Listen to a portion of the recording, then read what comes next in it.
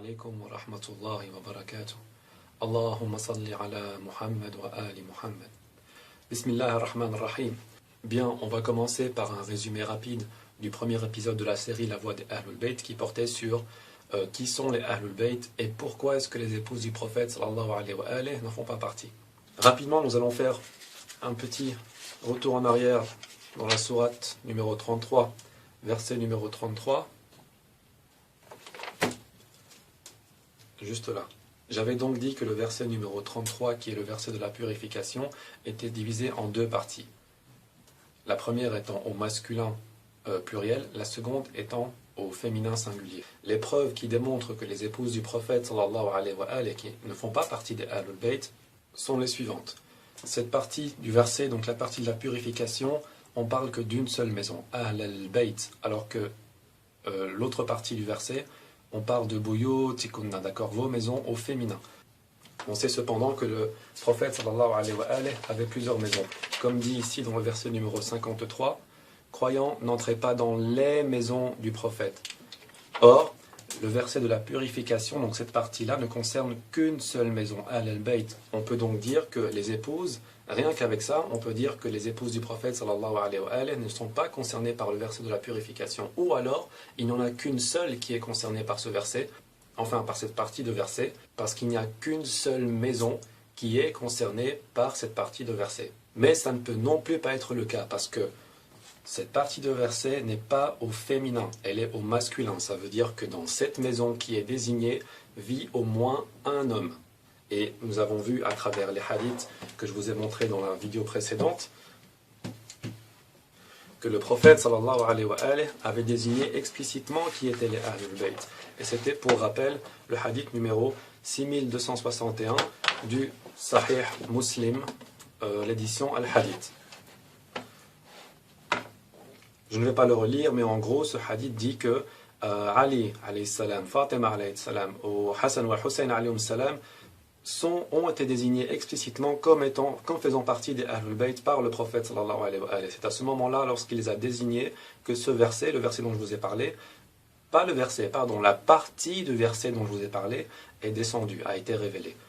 Je vous avais également montré une deuxième preuve dans le hadith 6228 où on disait donc qui sont les gens de sa maison, ses épouses. Il répondit non, par Allah. Il arrive que la femme demeure un certain temps avec l'homme, puis qu'il la répudie et elle retourne chez son père et les siens.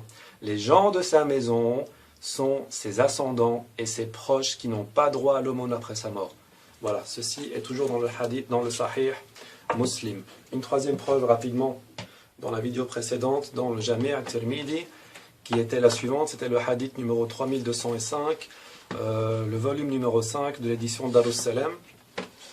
Et je ne vais pas le relire encore une fois, mais c'est un hadith qui en gros dit que Salama, donc une des épouses du prophète sallallahu alayhi wa alayhi, était présente lorsque les Ahlul Bayt sont venus sous le manteau du prophète sallallahu alayhi wa alayhi, et elle a demandé au prophète, est-ce que moi aussi je peux rentrer sous ton manteau, ya Rasulullah?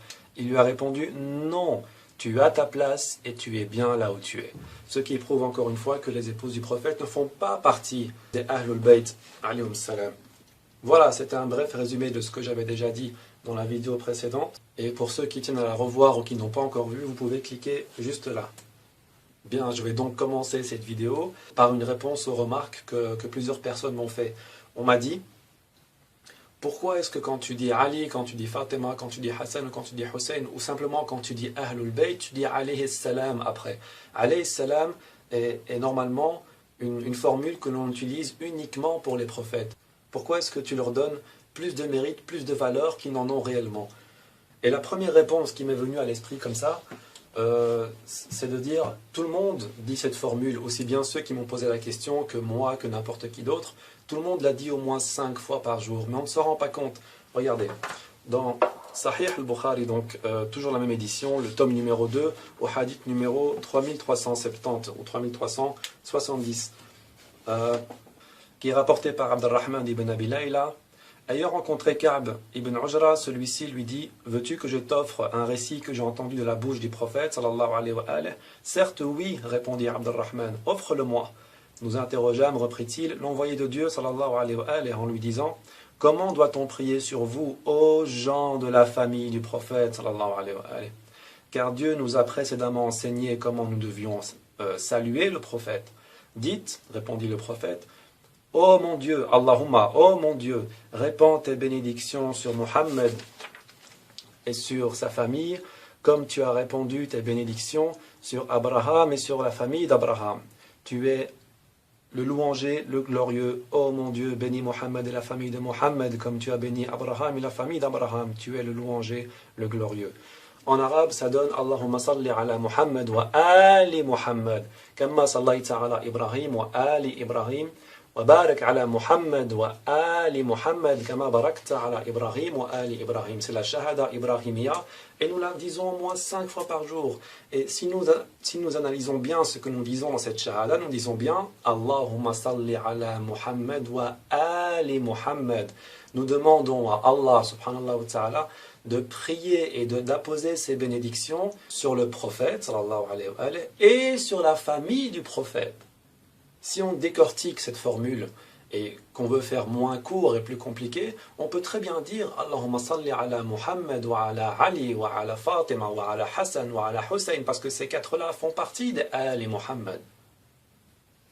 Alors si cette formule est dite dans la shahada quotidiennement 5 fois, pourquoi est-ce que je ne peux pas dire Ali alayhi salam ou Fatima alayhi salam? C'est exactement la même chose. Et d'ailleurs, même Al-Bukhari dit Ali alayhi salam. On peut lire au hadith numéro 2089 en arabe Anna Aliyan alayhi salam.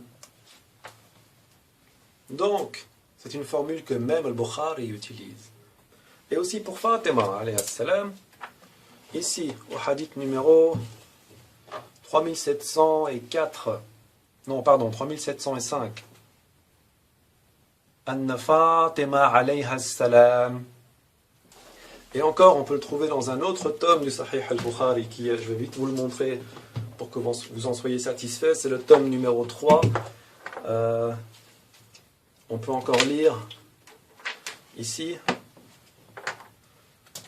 Ali, que sur lui soit le salut. Donc, Qala Ali alayhi salam.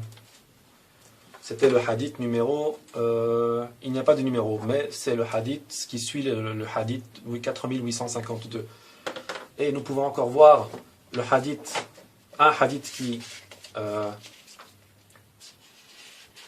qui regroupe non seulement les Ahlul Bayt, donc les 4 désignés, dans la formule alayhi salam, mais également la génération suivante. Nous pouvons voir ici au hadith numéro 4003, أخبرنا علي بن حسين أن حسين بن علي عليهم السلام. D'accord? Et dans le même hadith un peu plus loin, confirmation pour Fatima alayhi salam, bi Fatima alayha salam. Donc dire alayhi salam n'est pas une innovation, n'est pas dans le but de donner une position qui est plus élevée que ce que les Ahlul Bayt alayhum salam méritent. C'est une formule qui peut se dire, qui se dit, qui est confirmée par Al-Bukhari, qui est confirmée par la théorie de la Shahada. Et en plus, je pourrais même aller plus loin en disant que dans la Shahada, nous disons Allahumma salli ala Muhammad wa ali Muhammad. Dieu, oh mon Dieu, prie sur la famille de Muhammad. Donc je peux très bien aussi dire Ali salawatullah alayh.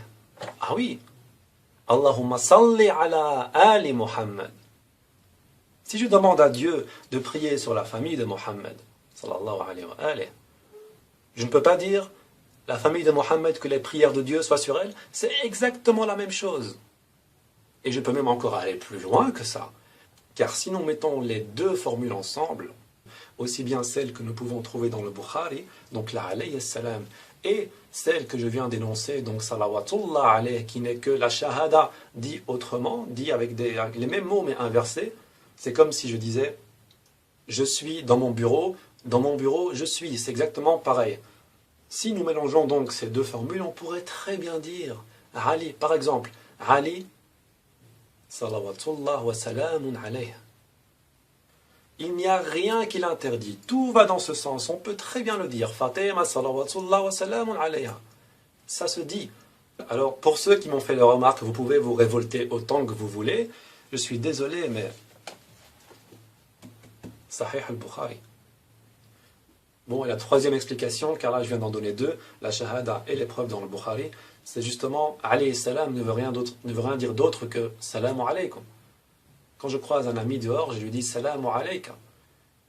Si je dis ça, si je dis que la paix soit sur toi à un ami que je croise à l'extérieur, pourquoi ne pourrais-je pas le dire à Ali alayhi salam, qui, nous le savons, était plus proche du prophète sallallahu alayhi wa alayhi que n'importe qui d'autre.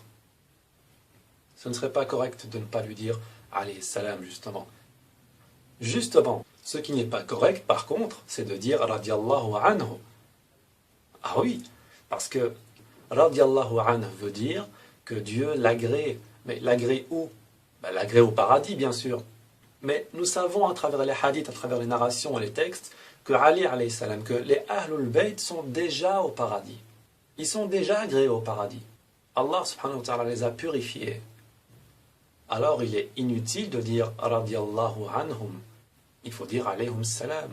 Ou salawatullah alayhum.